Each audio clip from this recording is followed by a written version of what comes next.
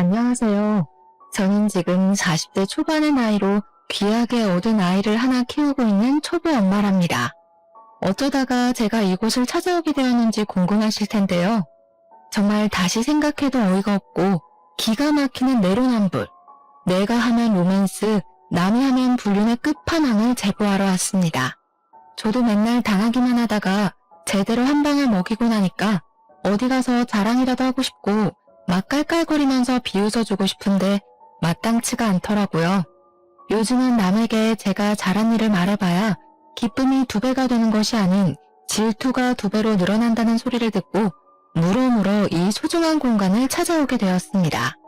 물론 제 사연이 어떻게 소개될지 여러분들에게 들려드릴 수 있는 이야기로 뽑히게 될지 잘 모르겠지만 그래도 글로 한번 풀어보고 나면 제 속이 시원해지지 않을까요? 처음 만남부터 끝까지 하나부터 10까지 전부 저와 맞지 않았던 어마어마한 그 여자에 대한 이야기를 한번 시작해보도록 하겠습니다. 제 이야기를 들어보시고 세상에 이런 내로남불의 끝판왕이 있는 건지 공감 한번, 그리고 저에게 그동안 마음고생했겠다 하는 위로 한번 부탁드립니다. 다시 이야기를 꺼내보려고 하니 가슴이 무척이나 콩닥거려서 시작을 어디서부터 해야 할지 모르겠지만 일단 한번 한 글자 한 글자 풀어보겠습니다. 저는 꽤 늦은 나이 37살이라는 나이에 동갑내기인 남편을 만나게 되어서 열렬한 연애는 아니었지만 서로 꽤 잘 맞는다는 판단하에 결혼까지 골인을 하게 되었습니다. 물론 나이가 있었기 때문에 새로운 사람을 만나 또다시 연애를 하고 이 사람이 어떤 성향인지 어떠한 버릇이 있는지를 다시 맞춘다는 게 힘들기도 했었습니다. 적당히 괜찮은 사람이라면 그냥 결혼을 해도 나쁘지 않겠다 수준이었는데 생각보다 남편과 저는 여러 가지 부분에서 잘 맞는 구석이 있었습니다. 거기다가 둘 다 나이가 있었으니 그동안 모아두었던 자금 또한 꽤 넉넉한 수준이었기 때문에 돈을 합쳐서 집을 구하고 살림을 차리는데 어려움이 없었습니다. 결혼을 하겠다는 이야기가 나온 이후에 양가에서는 드디어 이 골칫덩어리들을 치운다고 생각을 하신 건지 저희 부부보다 더 신이 나서 준비를 해주셨습니다. 미웃는 떡 하나 더 주신다는 건지 양가에서 이거저거 다 챙겨주시고 제발 이제 집에서만 나가달라고 하셔서 저희 부부는 어이가 없기도 했었습니다. 아무튼 두 집안에서 찬성하는 결혼을 하게 되었고 둘 다 나이가 꽤 있었기 때문에 아이를 빨리 낳아서 키우고 싶다는 생각을 꾸준히 하게 되었습니다. 더 있다가는 노산이고 자연 임신이 더 힘들어질 것이라는 산부인과의 말에 따라 저희는 결혼 초부터 산부인과를 꾸준히 다니며 임신을 위한 준비를 하게 되었습니다. 물론 처음에는 너무나도 어렵고 은근히 부끄럽기까지 한 검사들의 속이 상한 적도 있었고 하고 싶지 않다는 생각을 하기도 했었습니다. 하지만 그때마다 남편이 빨리 우리를 닮은 아이들을 낳아서 북적북적하게 행복하게 살자며 저를 다독여주고 감싸 안아주었기에 더 힘내서 노력을 할 수 있었습니다. 만약 저 혼자만의 노력으로 이 모든 일을 해야 했다면 중간에 몇 번이고 포기를 하고 싶었던 적이 꽤 있었을 것 같습니다. 저희 부부가 임신을 위해 노력을 하고 있다는 것을 양가에서도 물론 잘 알고 있었기에 저에게 오히려 조심스러운 모습을 보여주시면서 제가 불편함을 느끼지 않도록 해주셨습니다. 의외로 깐깐하실 줄 알았던 시부모님께서는 저와 남편의 결혼을 좋아하셨고 저에게도 잘 지내보자는 말을 몇 번이나 건네시며 본인들을 어려워하지 말라고 하셨습니다. 시부모님께서는 제 눈치를 살피시면서 자기들은 시집살이나 구박 이런 거 전혀 하지 않을 거고 제사도 없다면서 좋은 시댁이 되겠다고 약속을 해주셨습니다. 대신에 저에게 지켜야 할 부분이 있다며 내년 있는 명절 2번만큼은 꼭 시댁에서 밥을 같이 차리고 같이 식사를 하자고 하셨습니다. 늘 그런 식으로 명절을 보내왔다고 하시는데 사실 1년에 2번 가서 밥 차리고 밥 먹고 하는 거라면 누가 못하겠어요. 당연히 저도 할 수 있다고 말을 했습니다. 무슨 일이 있어도 명절은 시댁에서 보내기로 하고 결혼을 하게 된 것이었는데 결혼 후 첫 명절에 왜 시부모님께서 같이 밥 먹는 것을 그리 어려워하시며 말을 했는지 알게 되었습니다. 시댁에는 정말 제대로 된 악당이 하나 살고 있었는데 그건 바로 남편의 누나 손위 신우였습니다. 결혼식을 코앞에 둔 어느 날 추석이 다가와서 미리 예행 연습을 할 겸 시댁의 식사 분위기를 알아볼 겸 시모가 말을 했던 것처럼 시댁에 찾아가게 되었습니다. 어차피 가족이 될 사이인데 결혼식 전이라고 시모가 미리 말했던 시댁 행사를 참석하지 않는 것도 이상해 보일 것 같아서 시간을 내서 찾아가게 된 것입니다. 저는 일단 첫 명절이기 때문에 옷도 나름 갖춰 입고 인사를 드린 뒤에 옷을 편한 옷으로 갈아입고 시모의 일을 도우려고 준비를 마쳤습니다. 제가 옷을 갈아입고 나타나니 시모가 화들짝 놀라면서 오늘은 그냥 손님으로 온 것이니 편안하게 있다가 가라고 맛있게 밥을 해주시겠다고 하시더라고요. 이왕 온 거 저도 시모를 도와서 일을 하겠다고 시모와 웃으면서 실랑이를 벌이고 있었습니다. 사실 제가 와서 어떻게 손님처럼 가만히 앉아서 차려주시는 밥상을 받아먹고 있기만 할 수 있겠습니까? 애초에 시댁에 방문을 한 이유도 시모를 도와서 일을 하려고 했었던 것이기 때문에 시모와 실랑이를 벌이며 주방 앞에서 투닥투닥 하고 있었습니다. 시모도 내심 기분이 좋은지 앉아있어라 오늘은 손님이다 하시면서도 적극적으로 저를 밀어내지 않으시더라고요. 그렇게 한참 대화를 나누면서 식사를 차릴 준비를 막 시작했는데 그때 잠옷 차림을 한 시모가 떡진 머리를 벅벅 긁으면서 방에서 걸어 나오고 있었습니다. 뭐야, 시끌시끌하길래 밥 다 된 줄 알았더니 밥 안 됐어? 시모가 인상을 팍 쓰면서 하품을 찍 하는데 눈앞에 저는 보이지 않는 건지 제가 약간 민망한 기분을 지우지 못한 채 시모와 시누를 번갈아 가면서 보았습니다.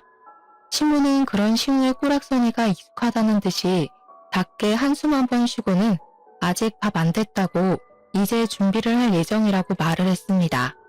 배고파 죽겠는데 이제야 밥을 차린단 말이야? 미리미리 좀 해놓지.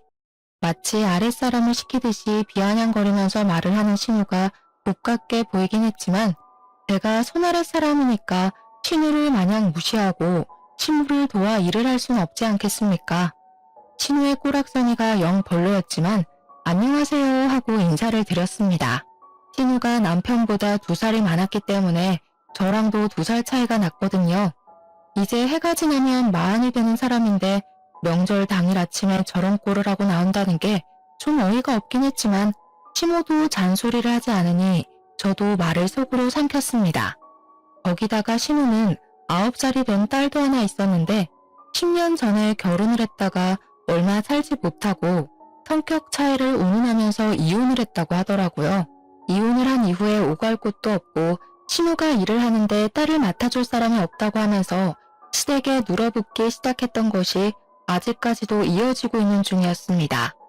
그래도 시부모님의 형편 자체가 넉넉한 편이라서 아이를 키우는 데 도움도 많이 주시고 뭐 이래저래 신우한테 따로 생활비도 받지 않는다고 하셨습니다. 신우가 무슨 일을 하는지 꽤 궁금해서 남편에게 물어본 적이 있었는데 자기 말로는 프리랜서 방송 작가로 일을 하고 있다고 말을 하고 다닌다고 하더라고요. 하지만 오랜 시간 신우를 지켜본 남편의 말로는 일을 하는 모습을 거의 본 적이 없다면서 도대체 어떤 방송 작가로 일을 하고 있는지 궁금하다 했습니다. 신우가 대본을 쓰는 작가라고 하니 밤낮이 바뀌는 것도 슬쩍 이해가 가긴 했어요. 원래 글이라는 게 이상하게 밤에 쓰면 감성이 촉촉하게 묻어나잖아요. 신우에게 인사를 한 이후에 신우가 저를 아래 위로 한번 슬쩍 보더니 왔어? 하고 더 이상 말을 하기를 거부하는 건지 부엌에서 딴청을 부리더라고요. 저는 그래도 신우랑 잘 지내고 싶은 마음도 있었고 아무래도 결혼 직전이니까 일부러 더 살갑게 신우에게 말을 붙였습니다. 신우, 방송작가 일은 잘 되고 있으세요? 나중에 어떤 작품인지 알려주세요. 본방사수 할게요.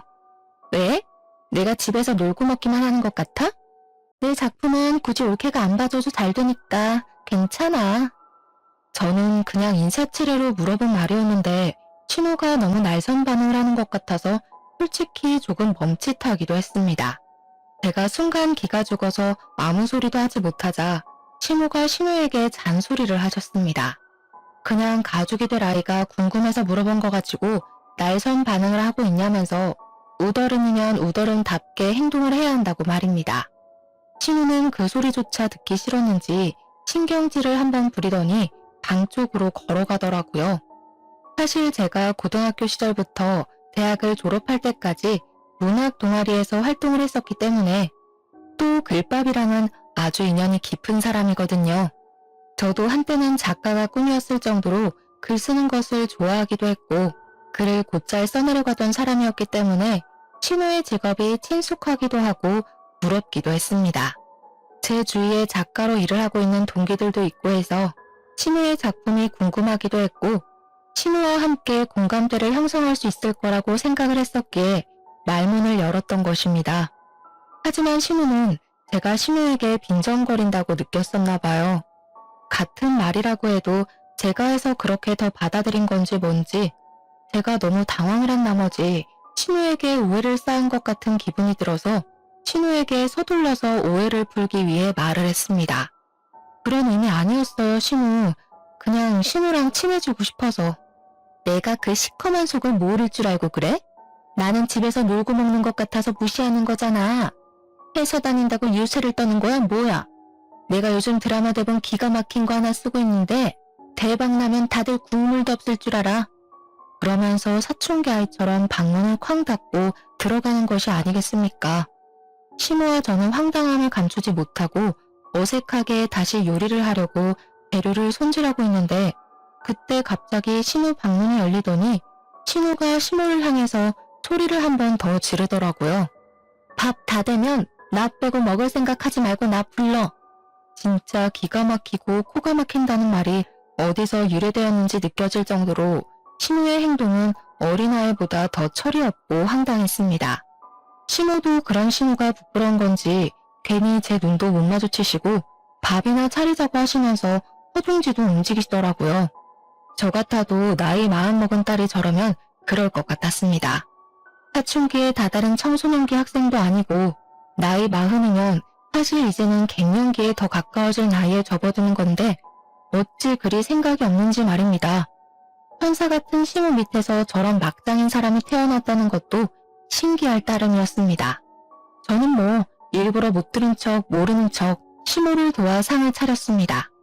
대충 식사를 다 차리고 나서 식구들을 부르고 마지막으로 신우까지 불러서 식탁에 둘러앉아 밥을 먹기 시작했는데 다들 반찬 맛있다며 칭찬을 해주셨습니다. 시부께서는 시모의 음식 솜씨가 워낙 좋지만 며느리가 거들어서 그런지 더욱 맛있는 것 같다고 일부러 제 칭찬을 더 해주시면서 분위기를 끌어올리셨습니다. 시모도 맞장구를 쳐주시면서 늘 혼자 준비해서 심심했는데 며느리가 오니까 복작복작하게 느껴지는 게 훨씬 수월하고 좋았다며 저를 예뻐해 주셨고요. 시부모님 두 분이 저를 칭찬을 해주시니 저도 기분이 좋아져서 남편이랑 웃으면서 밥을 먹고 있었는데 오로지 딱 한 사람, 신우만이 불편한 얼굴로 앉아서 밥을 먹더라고요. 이거는 뭐 흉도 아니긴 하지만 저희 신우 풍채가 진짜 남다르게 좋은 편이거든요. 키는 전혀 큰 편이 아닌데 몸무게는 엄청나게 많이 나가는 사람이었습니다.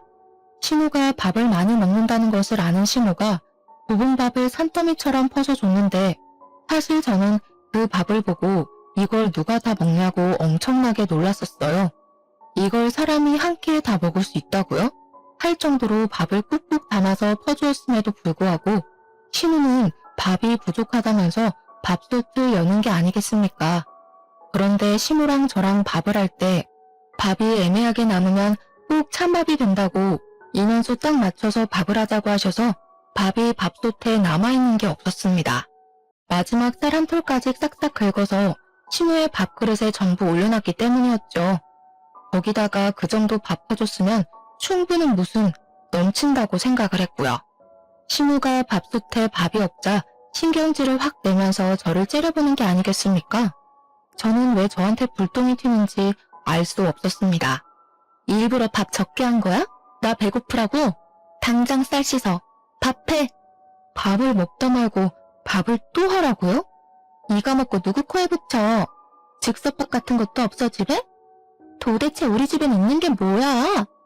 그러더니 제 남편을 보고 나가서 즉석밥이라도 사오라고 신경질을 부리는 게 아니겠습니까? 오죽하면 시부모님도 황당했는지 일단 앉아서 있는 밥이나 다 먹고 말을 하라면서 신우를 말렸습니다. 지금 마누라 앞이라고 무게 잡는 거야, 뭐야? 나 이걸로 모자라다니까? 명절날 점심부터 이게 뭐하는 짓이야. 나이를 먹었으면 철이라도 들어야지. 그냥 있는 밥이나 다 먹어. 남편도 지지 않고 신우에게 모진 말을 뱉더라고요. 저는 가운데서 시부모 눈치 보랴 남편 눈치 보랴 해우등 터지는 꼴로 앉아서 깨작깨작 밥을 먹고 있었습니다. 신우는 가족들이 본인의 편을 들어주지 않고 계속 무시를 하자 그게 분했는지 뭔지 갑자기 숟가락을 탁 내려놓고는 방으로 들어가더라고요. 먹는 걸로 치사하게 군다 진짜. 더러워서 안 먹어. 신우가 들어가고 나서 신우 밥 공기를 보니까 깨끗하게 싹싹 비워냈더라고요. 방으로 들어간 신우는 가족들이 식사를 마칠 때까지 나오지 않았습니다. 시부모님도 민망한지 고개 푹 숙이고 식사를 하시는데 여념이 없었고 남편만 혀를 끌끌 차면서 방으로 들어간 신우를 째려보더라고요. 으유 저 화상 저것도 누나라고. 설거지하기 싫으니까 술을 쓰면서 들어가네. 불편하고 어색한 분위기 속에서 밥을 다 먹고 설거지까지 시무랑 저랑 오순도순 해치운 다음에 다 같이 앉아서 과일을 깎아 먹을 준비를 하고 있었습니다. 그런데 우리끼리 과일을 깎아 먹으려고 하니까 방에 들어가 있는 신우가 은근히 신경 쓰이고 불편하지 않겠습니까? 결국에는 제가 신우 방에 노크를 하고 같이 과일이나 먹자면서 신우를 불렀는데 신우가 불퉁한 표정으로 방문을 열더니 저에게 그러더라고요. 과일? 나는 과일 같은 건 헛배불러서 별로 안 좋아하는데. 빵 없어? 롤케이크 같은 거라도 사서 왔어야 하는 거 아니야? 어떻게 된 게 내 동생이나 올케나 이렇게 센스가 하나도 없을 수가 있지? 제가 쏟아지는 질책에 어이가 없어서 이걸 들이받아야 하나 말아야 하나 고민을 하고 있는데 신우가 피식 웃더니 저한테 그러더라고요. 보통 이 정도 하면 나가서 사오던데 눈치가 없는 편이구나? 나는 우유크림 들어있는 게 좋더라. 누나는 손이 없어 발이 없어? 애도 엄마랑 아빠가 다 봐주고 누나는 방에서 뭐 한다고 그렇게 바빠? 내가 잘 나가는 드라마 작가 되면 알짤없어? 진짜 두고 봐. 그러더니 다시 한번 방문을 쾅 닫더라고요. 진짜 시부모님이 안쓰럽게 여겨질 정도로 신우의 행동은 어처구니가 없었습니다. 근데 뭐 시부모조차도 그런 신우를 포기하고 아무 말도 하지 않는데 제가 나서서 2살이나 위인 신우한테 한마디 할 수 있는 상황도 아니지 않겠습니까? 저는 이 모든 것들을 꾹꾹 눌러 참고 언젠가 기회가 오면 신우에게 한마디 크게 해줘야겠다 생각을 하고 마음에 담아두고 있었습니다. 당연히 빵은 시부모님께서 사오지 말라고 하셔서 남편도 저도 사러 다녀오지 않았습니다. 빵까지 사오라고 했으면 참지 못하고 한마디 했을지도 모르겠어요. 그 이후에 결혼식을 올리게 되었고 결혼식 당일에 신우는 아무 소리도 하지 않고 얌전히 자리를 지키고 있더라고요. 얼마나 가슴이 조마조마했는지 시집살이를 시키지 않겠다는 말을 지키려고 노력을 하시는 건지 뭔지 시부모님은 저에게 따로 연락조차 하지 않으시며 일상을 보내고 있었습니다. 하지만 전혀 엉뚱한 곳에서 시집살이가 시작되었는데 그것은 바로 집에서 놀고 먹는 신우였습니다. 도대체 하는 일도 전혀 없는 백수나 다름없는 사람이면서 왜 저를 부려먹으려고 그렇게 눈에 불을 켜고 달려드는지 알 수가 없었습니다. 저는 직장을 다니고 있는 사람인데 평일이고 주말이고 할 것 없이 자꾸 저에게 이것저것 부탁을 빙자한 심부름을 시키는 게 아니겠습니까? 차라리 딱 잘라서 심부름 같아 보이면 저도 거절을 할 텐데 안 들어줄 수도 없는 그런 애매한 것들을 시키더라고요. 우리 엄마가 단팥빵이 먹고 싶다고 하던데 혹시 백화점 지하 1층에 있는 빵집에서 사다 줄 수 있어? 엄마가 너무 찾네. 마침 거기 올케네 집 근처잖아. 우리 애가 올케랑 같이 영화를 보러 가는 게 소원이라고 하던데 혹시 주말에 우리 애 좀 데리고 영화 보고 밥도 먹고 할 수 있어? 요즘 몸이 허한지 글쎄 홍삼 선물 같은 거 한번 들어왔으면 좋겠다 싶더라. 우리 엄마가 손녀딸 보느라 힘들잖아. 자꾸 시댁 핑계를 대면서 저에게 이것저것을 조르는데 염치가 없어도 너무 없지 않겠습니까?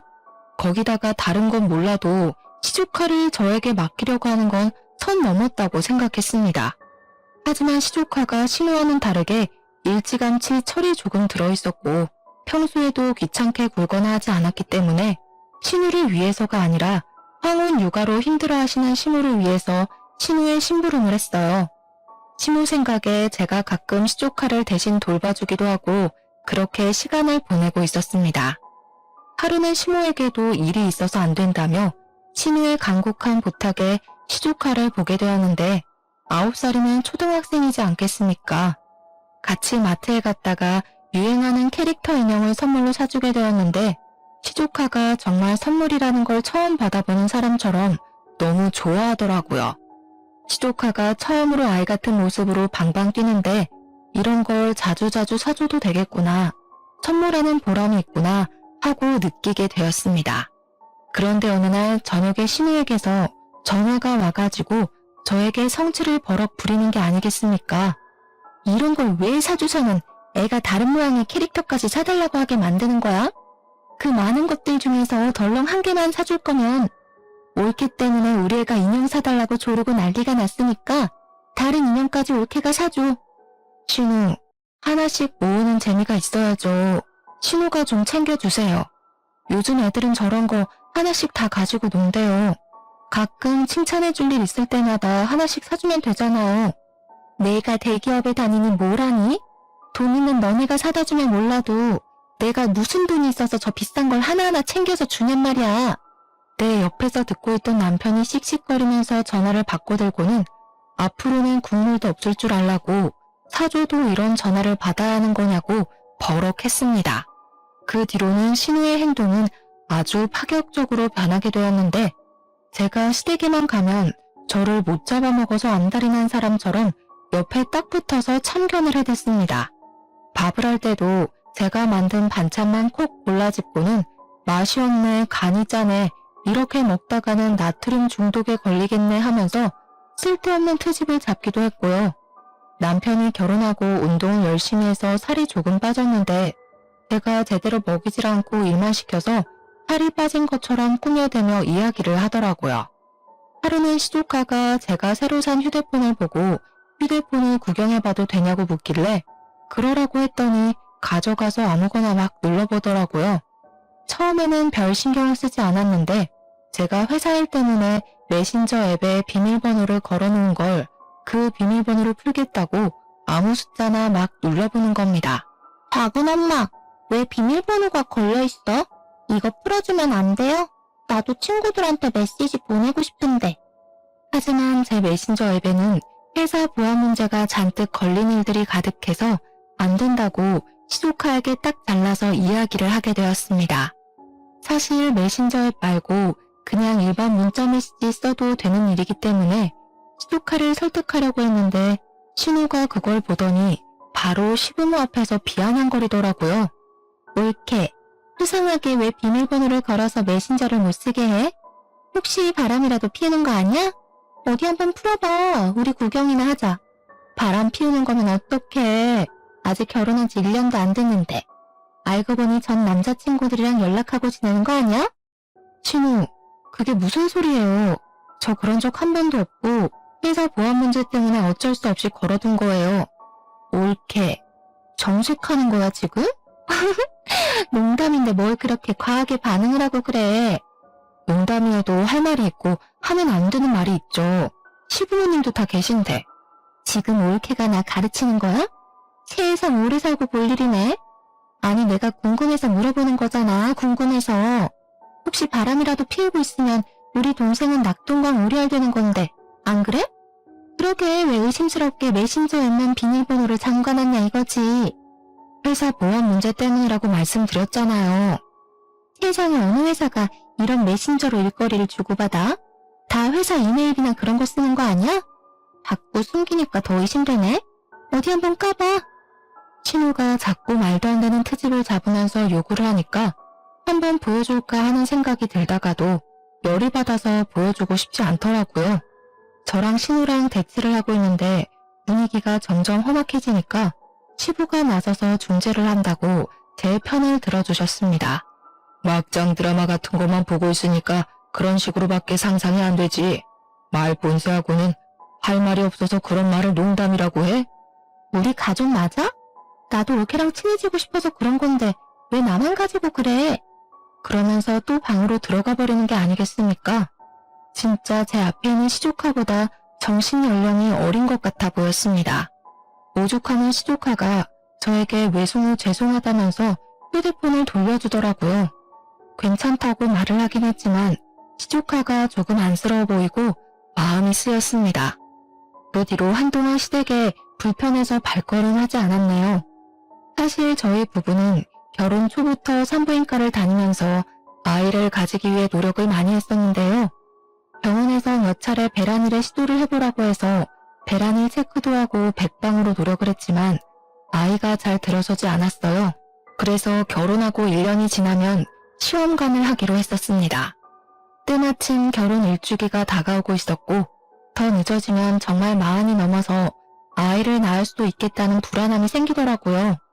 저와 남편은 조금 몸이 힘들더라도 하루빨리 아이를 가지고 싶다는 생각에 시험관 시술을 하기로 결정을 했고 그 복잡하고 힘든 과정을 2차례 반복을 했습니다. 첫 술에 배부를 수 없다는 말처럼 처음에는 실패로 돌아갔기 때문에 두 번째에는 영양제도 더 잘 챙겨 먹고 마음의 안정을 가지려 노력을 하면서 시도를 하게 됐습니다. 간절한 바람 때문이었는지 아니면 정말 때가 되어 찾아오게 된 것인지 시험관 2번째 시도 만에 뱃속에 우리의 소중한 결실이 자리 잡게 되었습니다. 저는 안정기가 올 때까지 시댁과 친정에 알리지 않았고 병원에서도 착상이 잘 되었지만 임신 10주가 넘어갈 때까지는 조심하라고 해서 정말 조심하면서 지냈습니다. 당연한 수순으로 아이를 위해 저는 회사에도 사표를 내게 되었고 그렇게 뱃속에 자리 잡은 아이가 무럭무럭 자랄 때까지 꼼짝도 하지 않고 지냈습니다. 그 덕분에 아이는 건강하게 매주 자라났고 저는 그제야 시댁과 친정에 알렸으며 양가에서는 눈물을 줄줄 흘릴 정도로 너무 좋아하셨습니다. 엄마가 된다는 것은 또 새로운 경험이었기 때문에 정말 공부할 것이 많아서 하루 종일 집에서 태교에 힘쓰고 육아에 대한 공부를 하면서 하루하루를 보냈습니다. 하지만 신우는 제가 임신한 것이 불만이었는지 뭔지 대놓고 말을 못하지만 은근히 구시렁거리더라고요.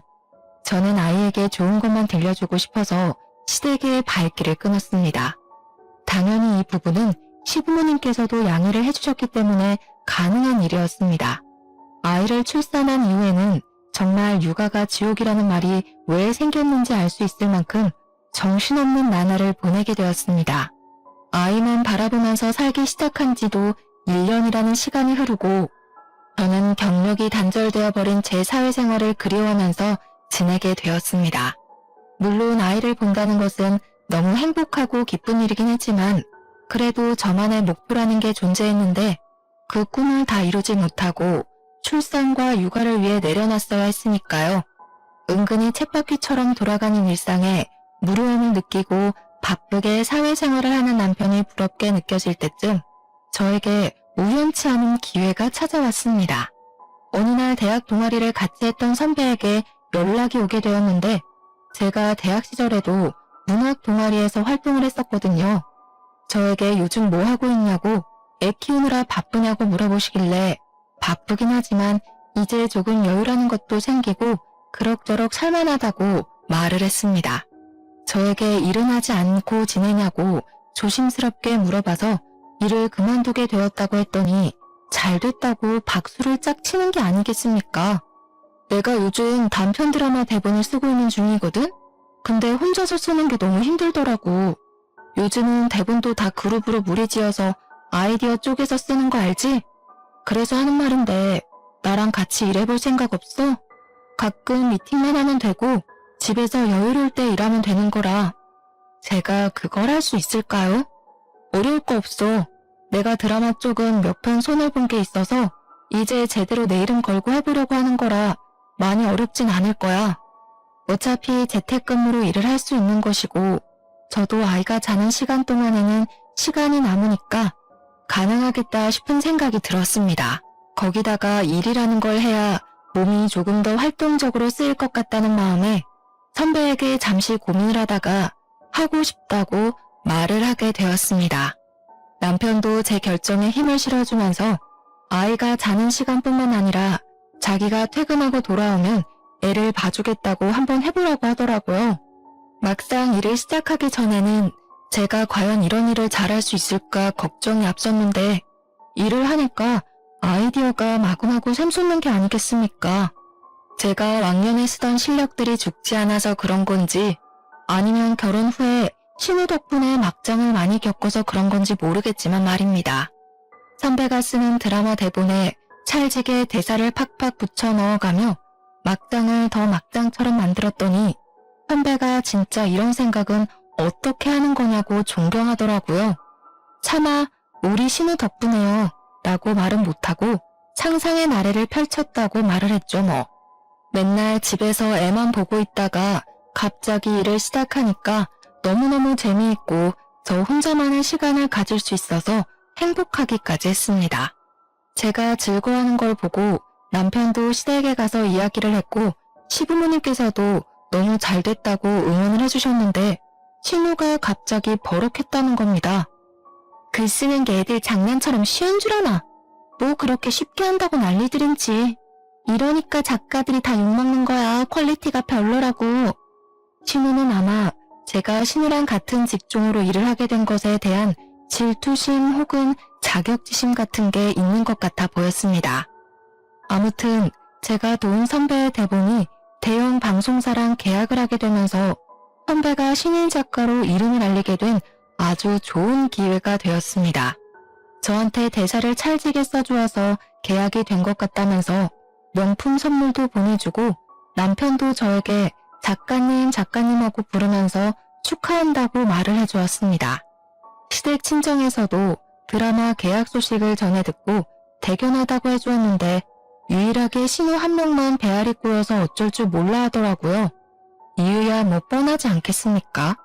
자기도 방송 작가라고 말을 하고 다니는데 제대로 이름을 날린 게 한 편도 없으니까요. 올케 이름으로 들어간 작품도 아닌데 작가님은 무슨. 다들 뭐 그렇게 비행기를 띄우고 그래? 허세 부리지 마. 저게 뭐 대단한 건 줄 알아? 나도 다른 유명 작가한테 묻어가면 시청률 1위 찍는 대본? 그거 우습게 쓰지. 속으로 우리 선배도 유명 작가 아니고 이제 막 첫 작품을 시작한 신인 작가라고 말을 하고 싶었지만 그래봐야 거품 물고 있는 신우랑 머리채 특기밖에 더하겠나 싶었습니다. 한 번이라도 곱게 칭찬을 해줬으면 저도 기분 좋았을 텐데 시기 질투가 워낙 심해서 뭐 바라지도 않았어요.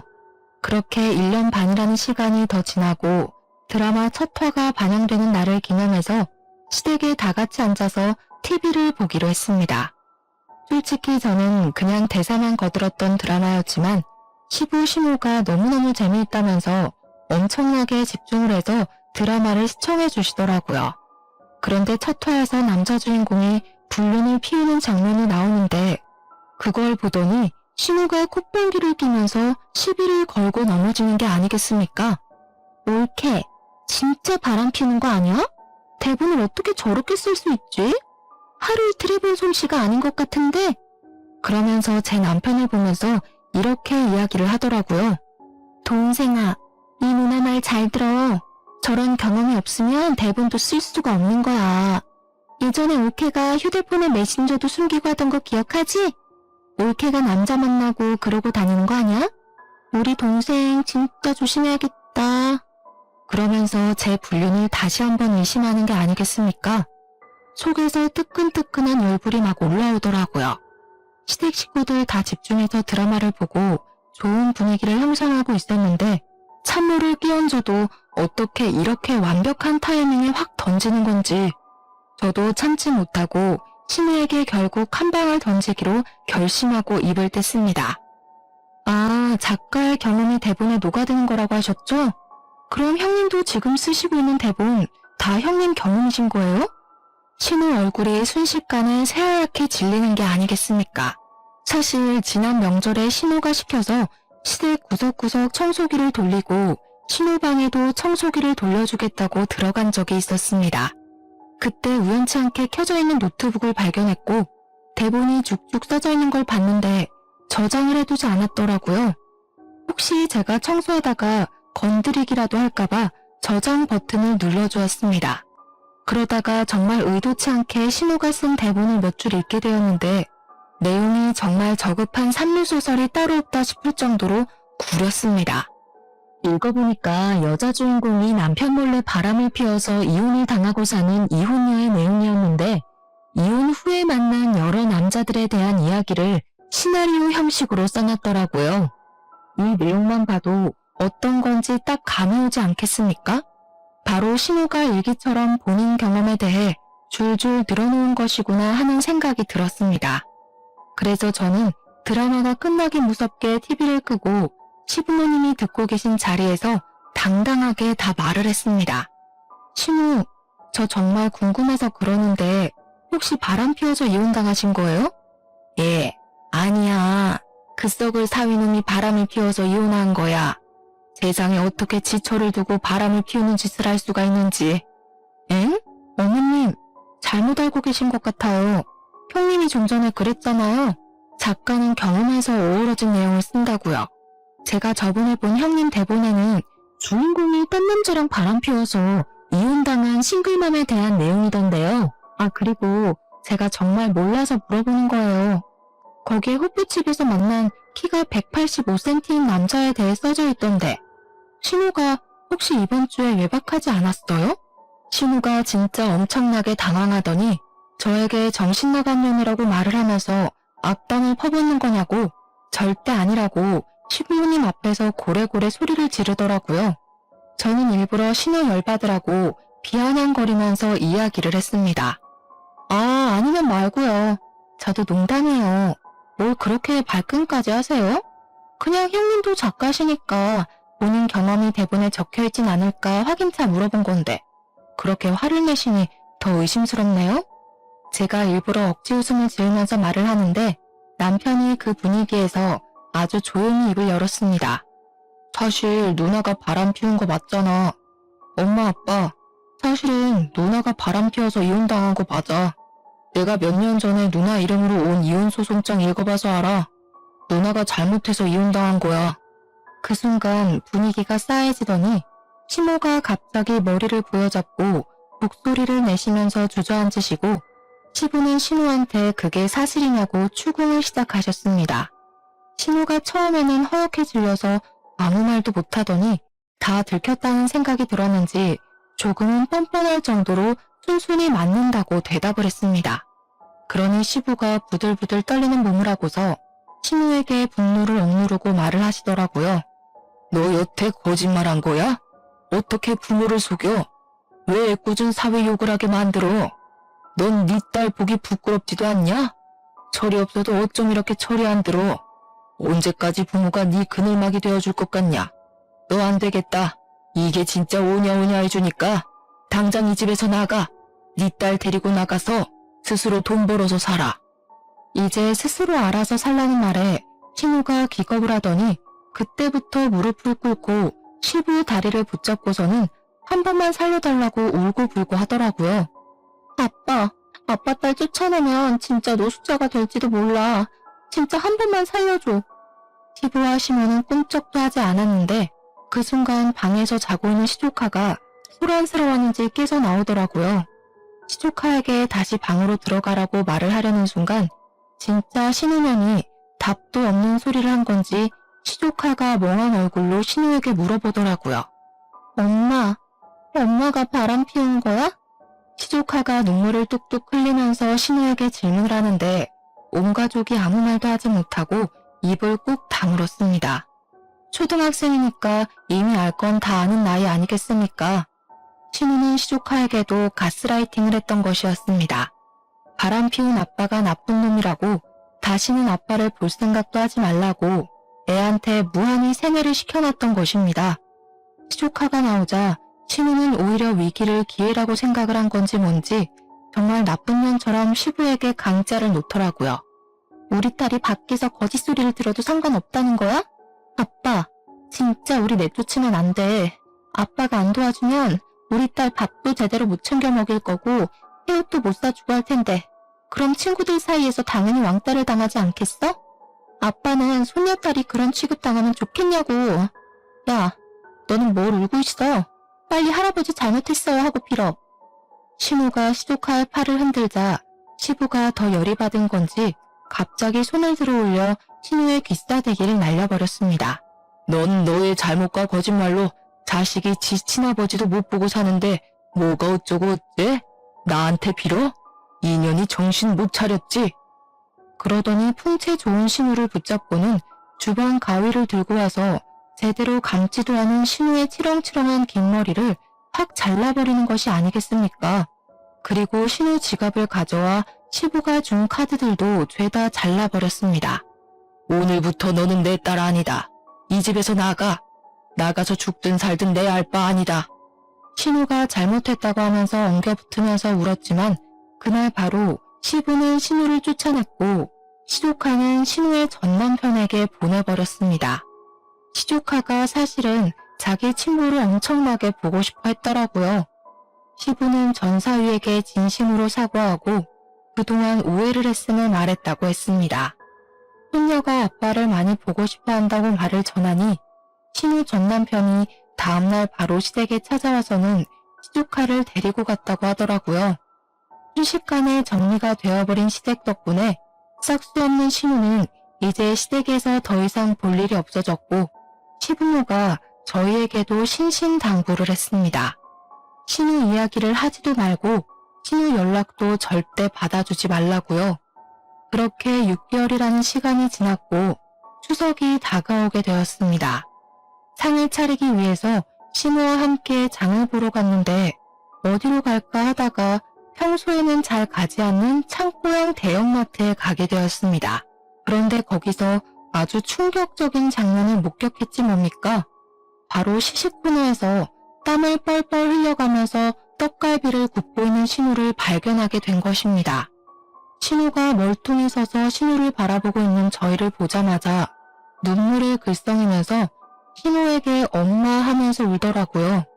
신우는 두 다리가 굳은 사람처럼 가만히 서 있길래 저는 어찌해야 할 바를 몰라서 눈치를 보고 있었는데 그 순간 신우가 차갑게 말을 뱉더라고요. 너도 이제 네가 스스로 돈 벌어서 살아야지.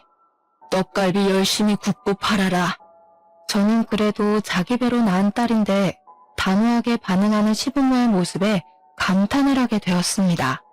저야 뭐 당연히 시댁에서 여전히 예쁨을 받으면서 잘 지내고 있고 선배의 다음 드라마 대본까지 함께 집필을 하게 되었습니다. 이번에는 제 이름까지 넣어주겠다고 했으니 조만간 드라마 대본 한 편에 제 이름이 올라가는 일도 생기지 않을까 싶습니다. 어쨌든 간에 스스로 나락에 가게 된 우리 신우가 문득 떠오르는 밤이라 일하다 말고 이렇게 찾아와 사연을 남기고 갑니다. 이래서 사람이 착하게 사는 게 중요하다고 하나 봐요. 여러분들도 남에게 상처 주는 말은 멈추시고 나 자신을 사랑하며 살길 바라겠습니다. 감사합니다.